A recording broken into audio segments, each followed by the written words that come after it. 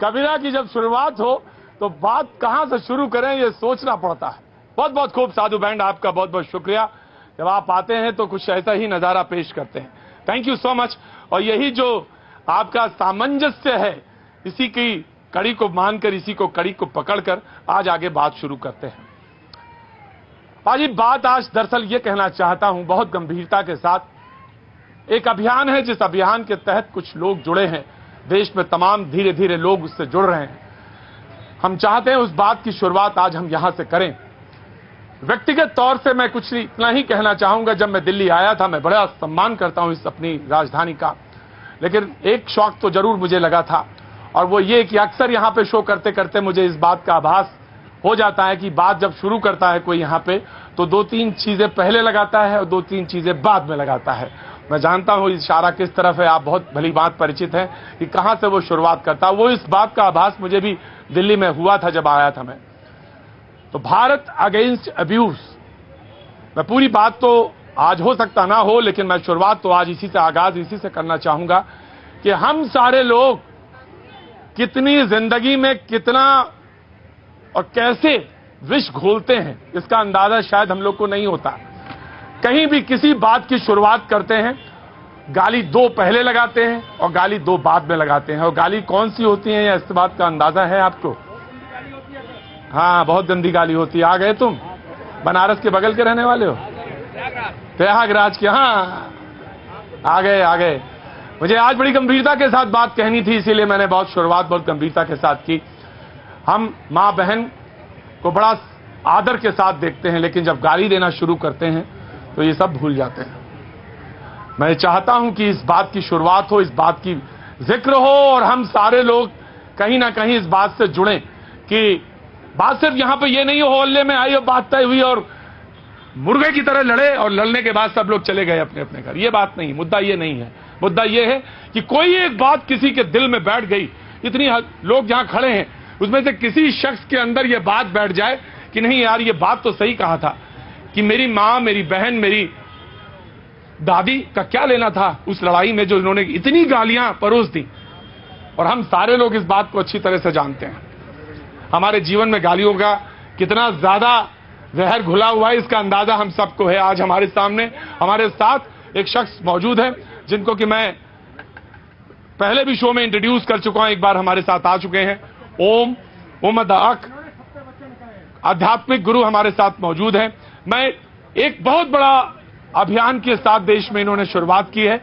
मुझे मालूम है उस मुद्दे के, जिस मुद्दे को आज हमें बात करनी है, वो मुद्दा है नेशनल रजिस्टर ऑफ सिटीजन। क्या हुआ भाई अजय?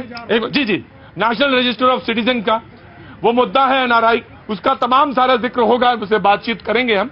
लेकिन हम सबसे पहले आज आगाज एक ऐसे मुद्दे के साथ करना चाहते हैं जिसको हम सारे लोग अपनी व्यक्तिगत जिंदगी में और आसपास सब देखते हैं। गली मोहल्ले में हर जगह शुरुआत होती है। मैं आपको आगाज आपसे करना चाहता हूं और ये जानना चाहता हूं कि भारत अगेंस्ट अब्यूज क्या है आखिर। ये क्या आपने जो एक कैंपेन शुरू की है भारत अगेंस्ट अब्यूज की, वो आखिर क्या है? प्रतीक जी, पहले धन्यवाद कि आपने इस बहुत महत्वपूर्ण विषय को अपने प्रोग्राम में और इसके जरिए अपने चैनल और फिर पूरी दुनिया के बीच में आज रखने में हमारी मदद की है। इसके लिए मैं और हमारी पूरी संस्था आपका पहले तो बहुत ज़्यादा धन्यवाद करते हैं। इसके साथ साथ मैं आप सभी यहाँ पे जो दर्शक उपस्थित है उनको भी धन्यवाद देता हूँ कि ऐसे मुद्दों के लिए आप इकट्ठा होते हैं। और मैं उम्मीद करूंगा कि जो 2 मिनट अगले मैं बताऊंगा उसको आप गंभीरता से सुनेंगे, और जैसा प्रतीक जी ने कहा कि इसे सिर्फ सुन के छोड़ना नहीं, अपने जीवन में भी लाने की कोशिश करनी है। एक समस्या थी, मैं बनारस में जन्मा, वहाँ पे ही रहा, वहीं पर हमारा आश्रम सब कुछ। बनारस में हवा में तैरते हुए मंत्र मिलते हैं, हवा में आजान सुनाई देती है, मंदिर की घंटियां सुनाई देती हैं, ठुमरी, चैती, दादरा सुनाई देती है, लेकिन उसके बीच में माँ बहन की गालियों की गूंज भी सुनाई देती है। ये बात सच है। लोग, अगर मैं शो करता हूँ बनारस में और बनारस में शो करते करते अगर मुंह से किसी के गाली निकल जाती है तो अरे सब प्रतीक भाई सब प्रसाद और मुझे इतना एम्बैरस होता हूं मैं, कभी कभी लगता है कि मां बहन की गाली। लेकिन क्योंकि मैं बनारस में होता हूं तो बनारस की कल्चर से वाकिफ हूं। और मैं ये जानना चाहता हूं, जब आप ये कहते हैं कि भारत अगेंस्ट अब्यूज, तो जो माँ बहन की गालियां हमारे जीवन में घुली हुई हैं, वो बनारस में तो कहते हैं वो प्रसाद हो जाता है। तो ये कैसा है, विचित्रता। अब एक्चुअली क्या है ना, शिव हमारे यहाँ शास्त्र में कहते हैं कि शिव को जो प्रसाद रख दिया जाए उसको सामान्य जनता को ग्रहण नहीं करना चाहिए।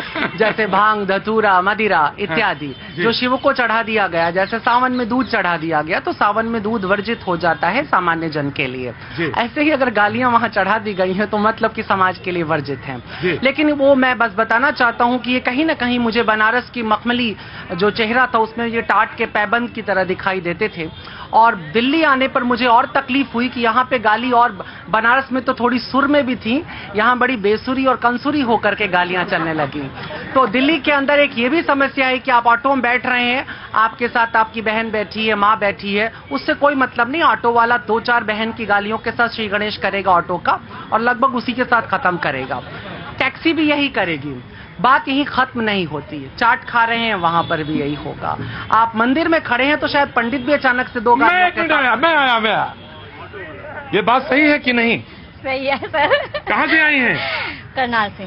करनाल से? हाँ जी। अरे बाप रे, हम हरियाणा से आई। हाँ जी। तो वहाँ तो बना चुनावी माहौल बन गया या नहीं बना अभी? अभी तो बनना रखा है सर। अरे बन रखा है? हाँ जी। अच्छा, बन रखा है तो कहीं रखा होगा तो आते हैं फिर। आते हैं। लेकिन मैं आता हूँ, आज बड़ी गंभीर बात है और बड़ी गंभीरता के साथ मैं शुरू कर रहा हूँ। जी जी। और तो इसके कारण मतलब कहने का अर्थ ये है कि आप स्कूल में हैं, कॉलेज में हैं, कहीं भी हैं, ये गालियां पिछली कई सदियों से हमारे बीच में घुलती जा रही हैं। और अब हमने इसको इतना डाइजेस्ट कर लिया है कि अगर एक बेटा अपनी माँ के सामने माँ की ही गाली किसी को दे रहा है तो माँ उसे पचा लेती है, सुन लेती है। और बेटे को भी समझ में नहीं आता है, बड़ा वो कहता है। आमतौर पे मुझे लोगों ने कहा इस आंदोलन के बाद कि हम कोई इंटेंशन थोड़ी ना ऐसा बनाते हैं।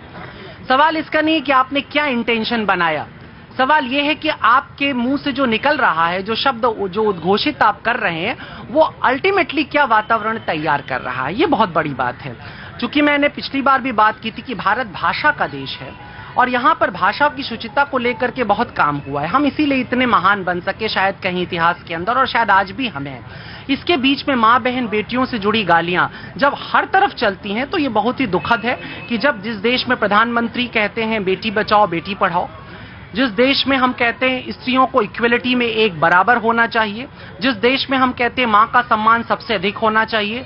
मौलाना साहब बैठे हैं यहाँ पर, इस्लाम कहता है कि तुम्हारी माँ के पैरों के नीचे जन्नत है, इस तरह की बातें इस्लाम कहती है। हमारे यहाँ तो माँ बहुत कुछ है, जननी जन्मभूमिश्च स्वर्गादपि गरीयसी जैसी बात राम ने कही। माता को इतना बड़ा मर्तबा देने के बाद आखिर किन कारणों से हम में इस तरह से माँ बहन बेटी को लेकर इतनी हे भावना आ गई? तो ये आपने पूरे देश में एक कैंपेन चलाया? पूरे देश में एक कैंपेन हमने चलाने की कोशिश की है। चलेगा तो तब जब आप और आप सब उससे जुड़ेंगे। इसमें तो ऐसे जुड़ने वाली बात है। और ये तो बड़ी वाइब्रेंट जनता, वो देखिए पीछे तक आदमी जो शख्स है वो भी आपके साथ जुड़ा हुआ नजर आता है। आखिरी में 2 बात इसमें जरूर रखना चाहूंगा कि समस्या सिर्फ यहीं तक होती तो शायद फिर भी कुछ बात थी। पिछले कुछ सालों के अंदर साहित्य, सिनेमा और वेब सीरीज के अंदर माँ बहन की गालियां बड़ी सामान्य हो गई हैं। आप यूट्यूब खोलते हैं, कुछ यंग लड़के खड़े होते स्टैंड अप कॉमेडी जैसा कुछ करते हैं और उसमें हर एक चुटकुले के अंतर्गत 3 गालियां होती हैं। महाराज जी, दरअसल है क्या कि वो ये कहते हैं कि गाली दिए बगैर बात में वजन नहीं आता।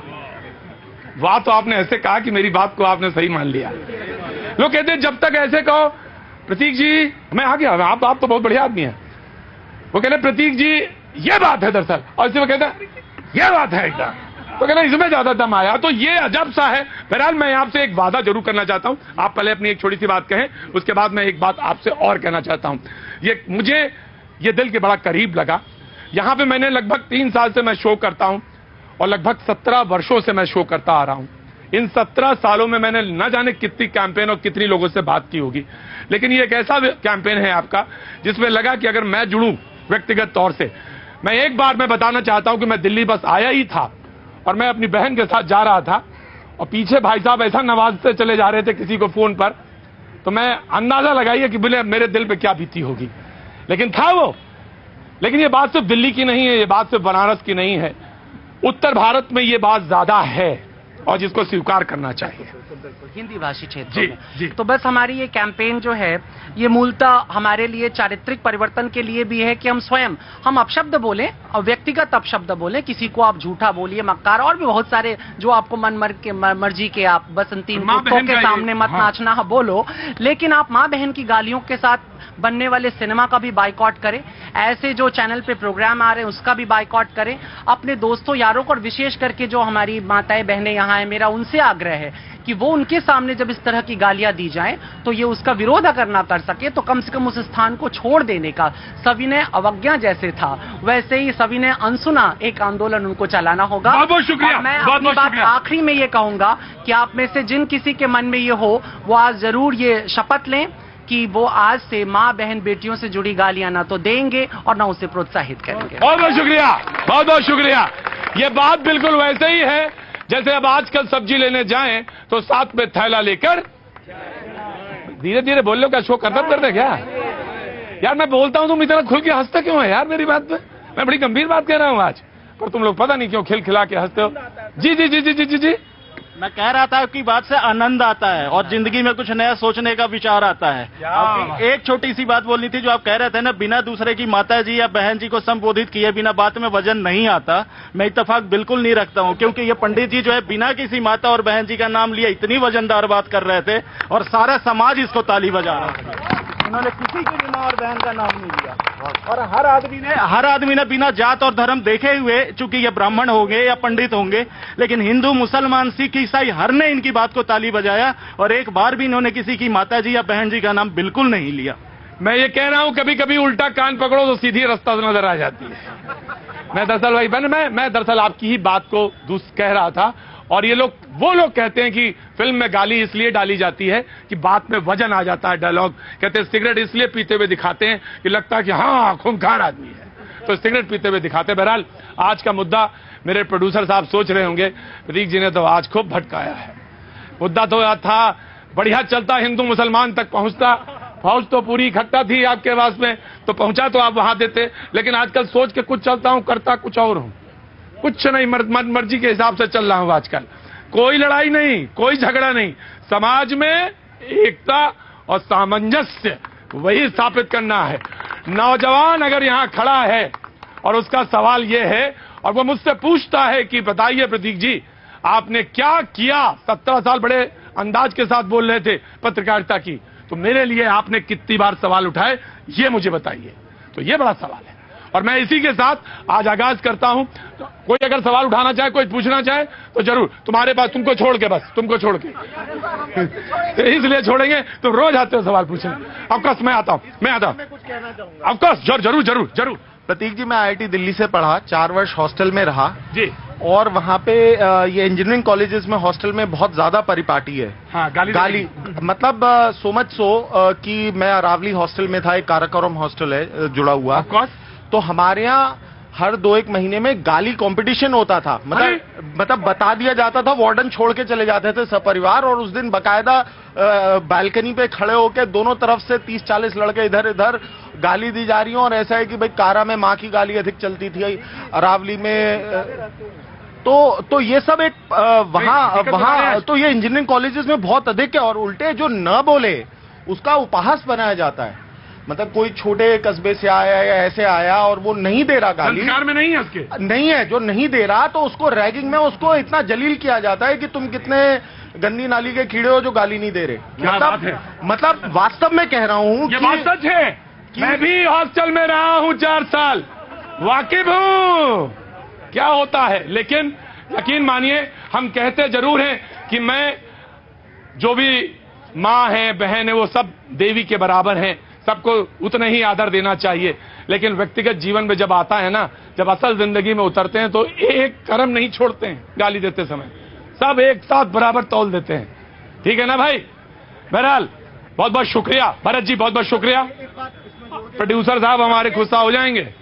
शब्द में ब्रह्म है, तो जो वातावरण में इतना स्त्रियों के विरुद्ध जो अनाचार, अत्याचार और जो अपराध बढ़े, उसका मैं मानता हूं एक बड़ा कारण ये है कि हम सब करोड़ों बार दिन में एक बार जो माता और बहनों और बेटियों के बारे में गलत शब्द का उच्चारण हो रहा है, उससे वो वातावरण बन रहा है। मैं बताऊं हुजूर आली, आप बोलते बोलते हिचक गए, मैं बोलता हूं, आप रेप की घटनाएं जो सुनते हैं ना, वो तो 1, 2, 5, 10 होती हैं। हम रोज जबान से कई कई बार रेप करते हैं, कई बार रेप करते हैं। जो आप नहीं कह पाए वो मैं कह दूं। मैं जानता हूं को बहुत सारी सामाजिक वर्जनाएं हैं जो कहते समय होता है, ये बात सच है। बहरहाल शब्द में ब्रह्म होता है। अभी थोड़ी देर में देखना कितने ब्रह्म नजर आएंगे यहां पे।